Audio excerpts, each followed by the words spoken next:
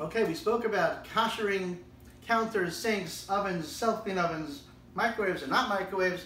How do you kosher the rest of the kitchen? Let's go to the cabinets. How do you kosher a cabinet? That's right, you don't. Okay, so the cabinet just has to be cleaned. All it has to do is just clean.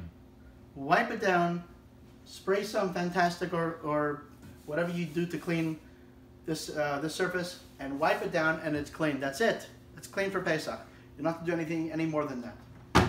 If you're going to be having some cabinets that are kosher Pesach and some cabinets that are not kosher Pesach, you need to identify the cabinets that are not kosher Pesach.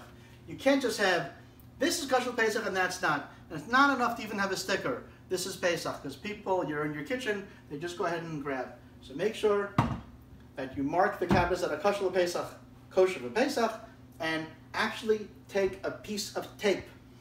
You could buy the blue tape that the painters use that won't leave any residue, but make sure you actually tape off with a few pieces of tape the areas that should not be used for Pesach. Don't just make assumptions that people will know what they're supposed to do. And the same thing with the refrigerator, where there's no way to properly kosher the refrigerator. It's always used for cold foods, but it still doesn't mean you don't take and pay attention and clean it. It has to be cleaned very well. Obviously, whatever can come off should come off. If the baskets come off the side of the door, everything should come out. Everything should be clean. The drawer should be removed. Whatever comes out should come out. And the interior, the whole interior of the refrigerator needs to be properly cleaned. It doesn't need to be scrubbed like a mashugana. Don't self-clean it. No blowtorch, no boiling water, just clean. Make sure it's clean. The shelves should come off. Everything should be removed. Everything should be clean, and everything should be put back.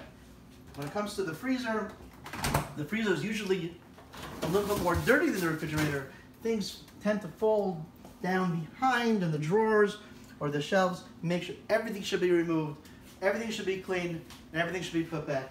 And also make sure you dump the ice in your ice maker and wait for fresh ice to come in.